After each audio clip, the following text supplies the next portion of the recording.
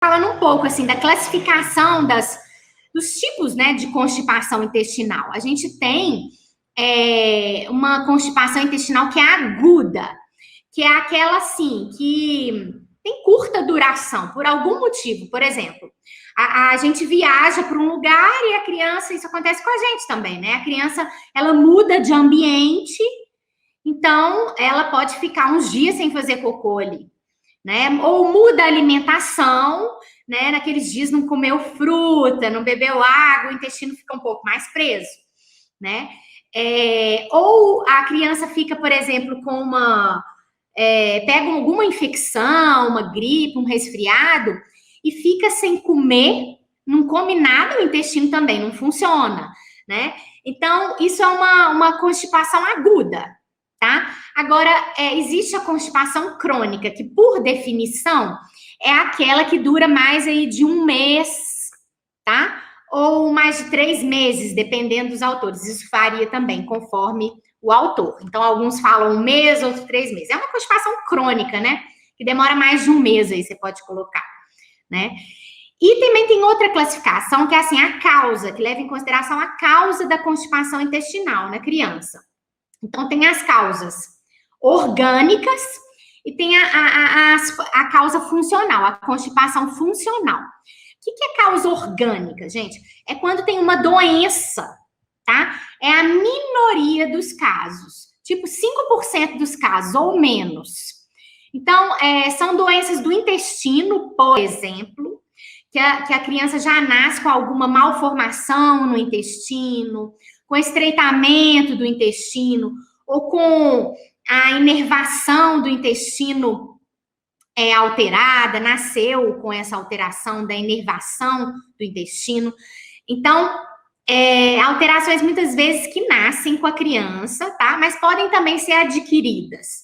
E outras doenças também extraintestinais, que não são do intestino, tipo assim, hipotiroidismo, né? Pode cursar com o intestino mais lento, com constipação intestinal. Algum medicamento que a pessoa possa estar usando, por exemplo, cálcio, suplementação de cálcio pode prender o intestino, alguns antiácidos podem prender o intestino, sulfato ferroso pode prender o intestino, né? Apesar de ser muito importante para a criança no início da vida, né? Pode cursar com constipação intestinal, tá? Alguns anticonvulsivantes também. Crianças com alterações neurológicas podem ter constipação intestinal.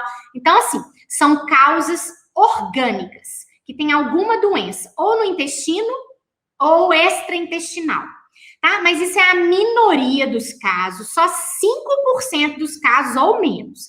Então, a grande maioria dos casos de intestino preso na criança, elas são de causa funcional, né? Mais de 90% dos casos. O que é isso? É quando não tem nenhuma doença. Então, o que está acontecendo se não tem nenhuma doença?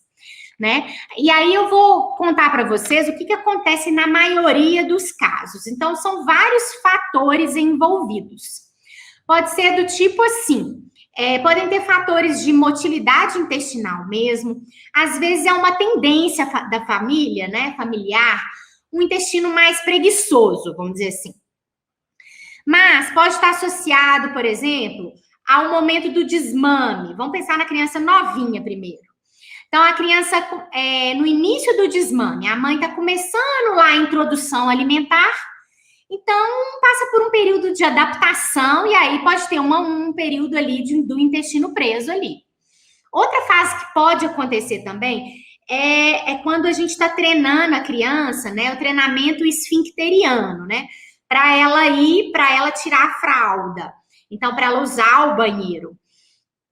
Isso pode, especialmente quando é feito de maneira intempestiva, né? Ou antes da criança estar pronta, isso pode gerar, aí a criança começa a aprender, né? Não quer fazer cocô no vaso e pode levar a uma constipação intestinal. Outras vezes, acontece aí na primeira ida da escola para da criança, né? Então, a criança muda o ambiente e começa a aprender para não querer ir no banheiro. Outras vezes, está associado também a uma alimentação pobre em fibras, por exemplo. né? E o intestino é mais lento. Aí, mas o que acontece? Então, são múltiplos fatores, né? Às vezes agindo em conjunto. Então, uma tendência individual do intestino ser mais devagar, uma alimentação pobre em fibras, né? E um evento aí, alguma coisa nova, enfim. E aí o evento desencadeador, na maioria das vezes, é o quê? É o instinto da criança, ou de qualquer pessoa, na verdade, para evitar de fazer cocô por causa de alguma dor ou por causa de alguma razão social, vergonha, não vou fazer cocô ali e tal, porque eu tô num ambiente diferente. Então, geralmente começa com esse instinto de evitar, né, de prender, de segurar por algum motivo. Então, por exemplo, uma criança pode ter um intestino mais preguiçoso por uma tendência familiar e aí ela bebe pouca água. Então, um dia ela vai fazer cocô e aí ela sente dor para fazer cocô. E por causa disso, o que acontece? Ela começa a segurar, né? É natural, gente. Ela não quer mais fazer cocô porque doeu. E aí, o que vai acontecer? Ela vai ficar com fezes mais ressecadas, né? Porque quanto mais as fezes ficam ali no intestino, o intestino vai absorvendo a água, o intestino grosso, e as fezes ficam mais ressecadas. Da próxima vez que ela for fazer cocô, ela vai sentir mais dor ainda. E aí, isso é um círculo vicioso, tá? E essa constipação, ela pode se agravando muito mesmo. Por um inicinho ali, que a criança tem um erro alimentar, come menos fibra, sentiu uma dorzinha uma vez, nem foi tanto assim, pronto. Agora ela vai ter um comportamento evitativo e de segurar mesmo, né, retentivo, para evitar. Isso vai só piorando, as fezes vão ficando mais calibrosas, mais ressecadas, e cada vez que ela vai no banheiro dói mais, sai sangue às vezes, né? Aí, gente, o reto, que é o intestino grosso, que é uma parte do intestino grosso, a parte final do intestino, né, o reto, ele começa a ficar dilatado, inclusive, né? E aí vai precisar de acumular mais fezes ali, para que a criança tenha vontade de ir no banheiro, né? E aí, assim vai. Como eu disse, é um círculo vicioso, né? Até que as fezes ali começam a impactar ali, ficam impactadas ali, presas, né? De tão volumosas. E aí pode ocorrer esse escape fecal que eu falei, né? Pelas bordas ali, e a criança pode perder e sujar as roupas íntimas com fezes amolecidas, como se fosse uma diarreia, mas não é. É porque tem fezes impactadas no reto, tá bom? Então, é isso. Geralmente, um evento que desencadeia é uma coisa, muitas vezes, boba, vamos dizer assim. Às vezes pode começar. Então, se a gente não tomar cuidado, né, isso pode evoluir, tá? E pode cronificar e pode ficar grave, tá?